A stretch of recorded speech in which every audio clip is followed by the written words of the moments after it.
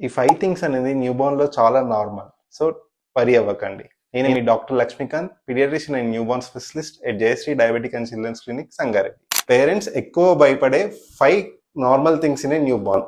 First, sneezing or తుమ్మడం. Second, ఎక్కిలు రావడం ఆర్ ఈకప్స్. థర్డ్, పాలు తాగిన వెంటనే మోషన్ పాస్ చేయడం. ఫోర్త్, ఓవర్ స్ట్రెచింగ్ ఆర్ ఒల్లిర్చడం. Fifth is noisy breathing or గురక పెట్టడం.